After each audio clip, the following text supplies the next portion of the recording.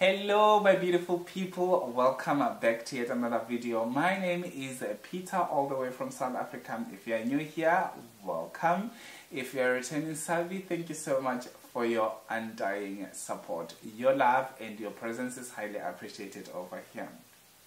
So today I am recapping on what had happened to the Miss Supranational 2022 competition. Oh my god, a lot of things happened. And we need to talk about that. Without further ado, let's get into today's video.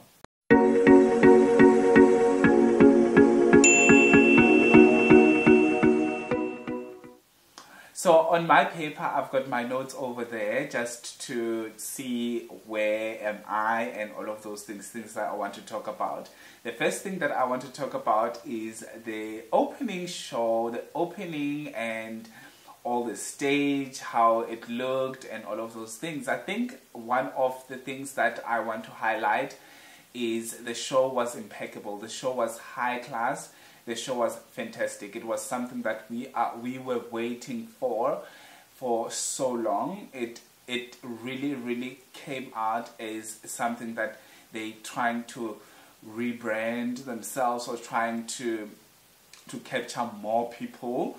I'm not going to say they were bad before, but I felt very different when it comes to the Miss Supranational 2022. With their new crown, I did feel like they are going to create some history. They are going to make it a point that it is a show to remember.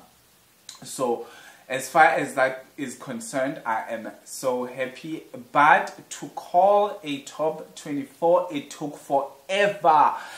Why are these shows being so much long? Why are they dragged for unnecessary purposes? I know I like to watch a longer beauty pageant show, but when I see that it was not necessarily supposed to be that long, I get annoyed. I get like really annoyed. Going down to the presenters. The presenters was Martin, and I just forgot the name of the lady who has been hosting Miss Supranational 2020, who has been hosting Miss Supranational competitions. I'm so sorry. Obviously, you never know who's watching here. If she's watching and she got hold of this video and I forgot her name, I'm so sorry. But let's say, guys, I'm so sorry. I'm gonna say this. Martin is so hot. He is super hot. He is so attractive. I can watch him all the time. His presenting skills are not top notch, but can we keep him all the time? Can we just have him all the time? I don't mind about her. She can come back, she can go, I don't care. But Martin, hello. Like, okay. I'm done on that part. The judges, the judging panel, excluding the former Miss Supranational and the former Mr. Supranational, I would like to exclude them in this, in what I want to say right now.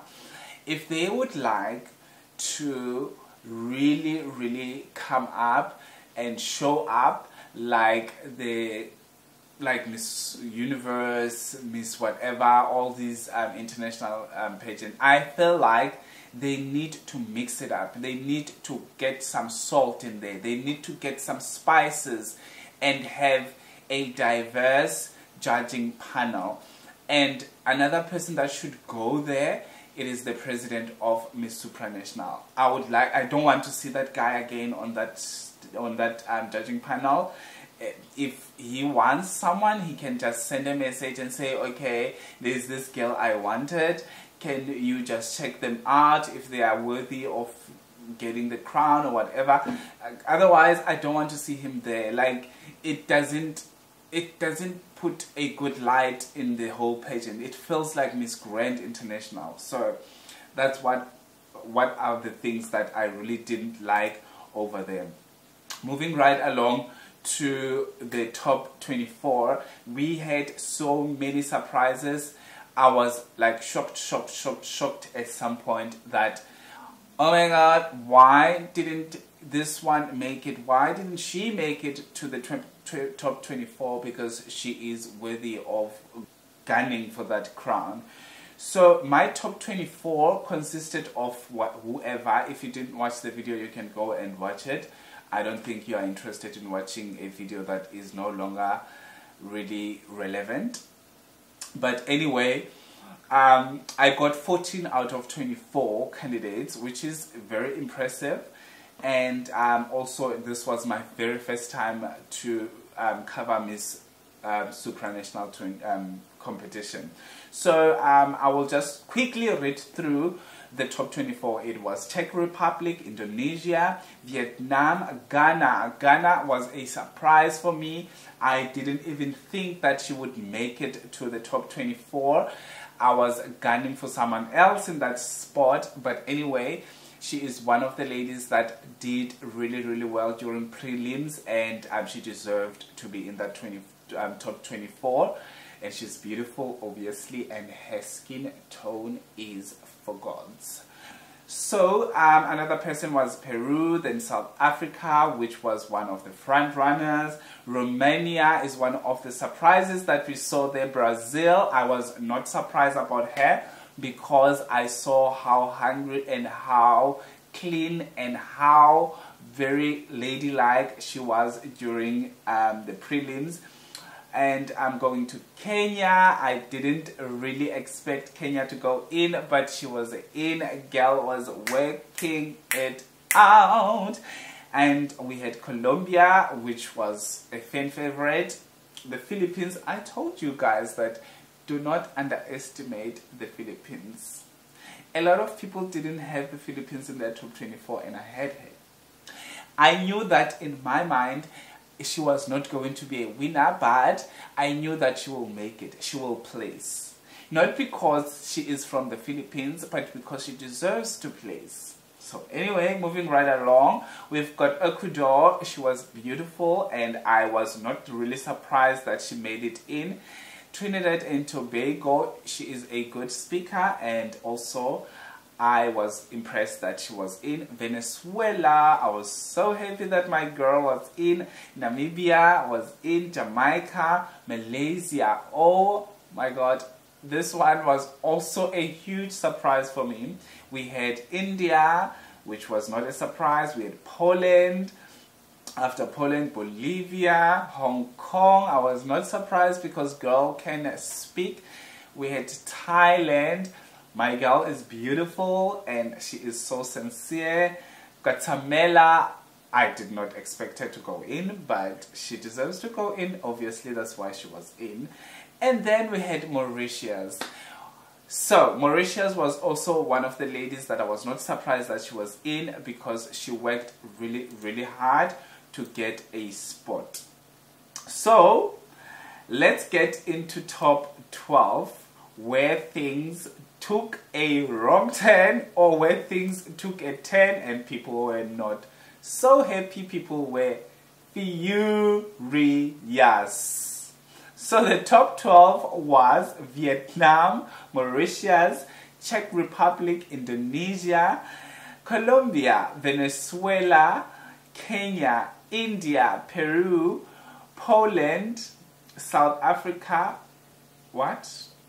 Thailand, South Africa, and Poland. Sorry about that. Before I can talk about this top 12, what happened to Puerto Rico? What happened to Mexico? Why didn't they make it to the top 24?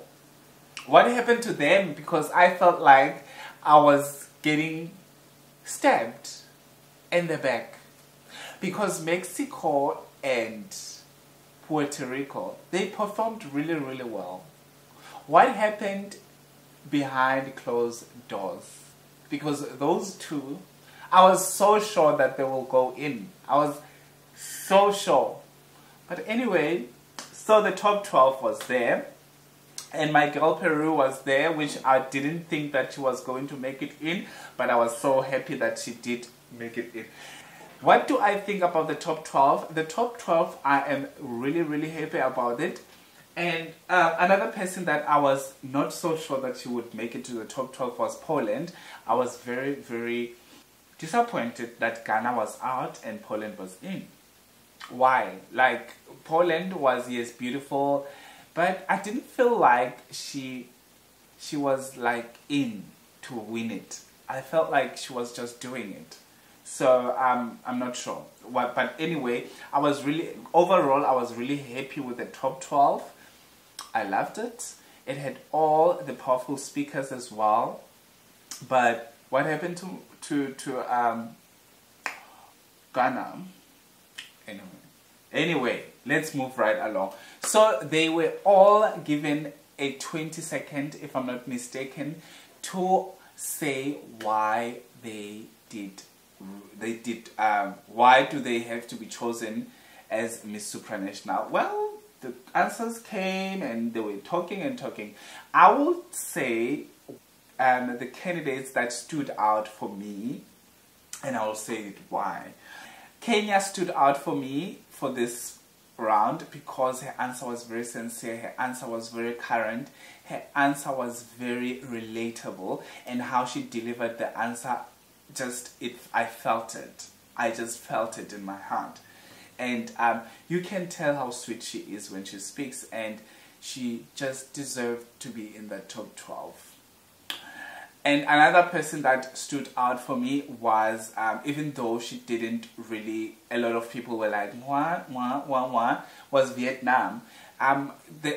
Vietnam struggles with English somehow, sometimes. Obviously, it's not her mother tongue, so get over it.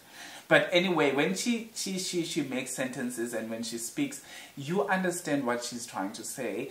And the sincerity in her voice and how she delivers and how it doesn't sound scripted, it is fantastic. That's why she made it very, very far, because it didn't sound rehearsed. It didn't sound like something that she's been going over and over and over before the competition.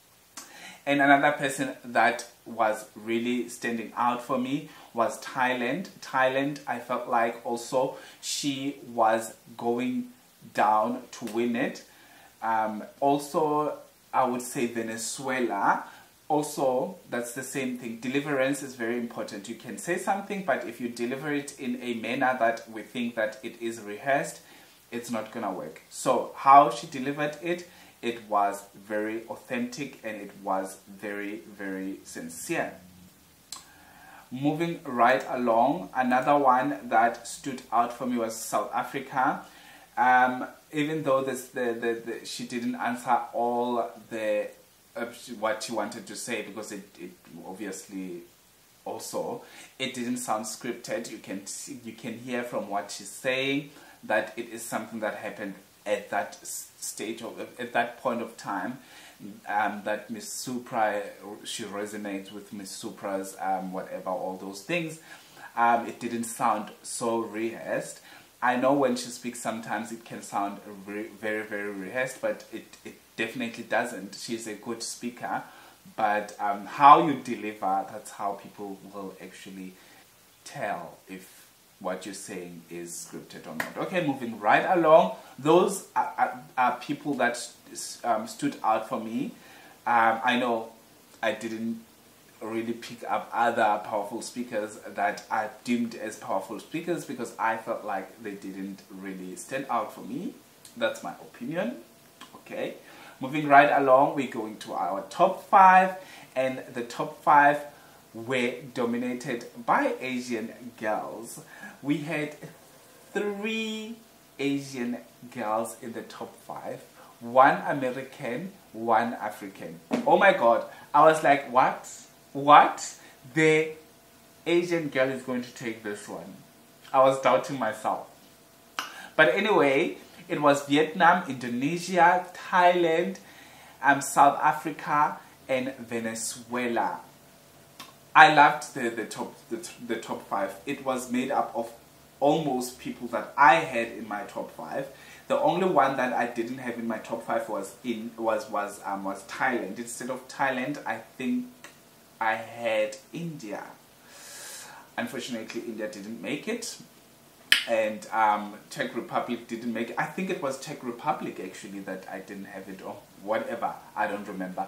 But anyway, I was happy about the top 5. They deserve to be in the top 5. As I said when I was talking about answers, the sincerity in their voices and what were they saying when they were answering the question, the top 12 question, it was clear that they are going to be in the top 5. Whoever you thought was going to be in the top 5 and they answered the questions and you thought that they were powerful enough, we don't know. Firstly, we don't know what is going on in the background, and what I saw on stage, I'm telling you on my side, it was just a mess. There was a lot of a mess. Like, I was like, okay, people answered correctly or whatever, but it didn't really get into the place that it was going to. Anyway, so now the results were like this. The fourth runner-up was Venezuela. The third runner-up was Indonesia. The second runner-up was Vietnam, which it was fine for me, and the Q&A, when they were doing the Q&A and all the struggles and whatever, I saw it coming. But I would have thought that Venezuela would be a second runner-up. Anyway, so the first runner-up was Thailand and the Miss Supranational 2022. For the first time in the history of Miss Supranational is black. For the first time, South Africa won Miss Supranational. They had placed last year for the first time, and now they are crown holders of Miss Supranational. And it is the first back-to-back for Africa, because it came from Namibia to South Africa. Namibia is a neighboring country of South Africa. It's like almost 1,200 kilometers away from where I am now. I can drive 1,300 kilometers to the border or whatever to Namibia. Anyway, it's not about that.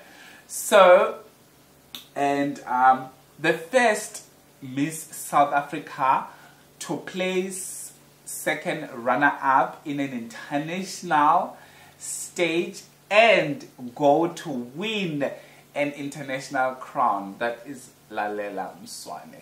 I saw it coming, guys. From the beginning, I saw it coming. I knew that Lalela was going to win Miss Supranational. The only doubt I had was if they are ready to have a black queen. And it looks like they are ready to have a black queen, and I am so happy to see what do they get up to with our queen. So automatically we don't have Miss South Africa at all for the rest of the month. We don't have Miss South Africa, which is fine because it's just it's less than a month, then we'll be crowning the new Miss South Africa. And I would like to say Wena did really well on training Miss South Africa, and with the success that we've been having internationally, and also how we showcase our country as a whole, even though there were glitches. I would like to thank everybody. I would like to thank everyone who was supporting me on this journey of Miss Supranational. And next year I'm planning to cover Mr. Supranational, because those guys are so hot. I was watching this year and I was like, I want to do that. But anyway, this is the conclusion. Miss Supranational 2022 was a bomb. I enjoyed it, and I'm so happy to see Lalela growing into her crown. Alright? Thank you so much. Please do subscribe and enjoy the rest of your day or night.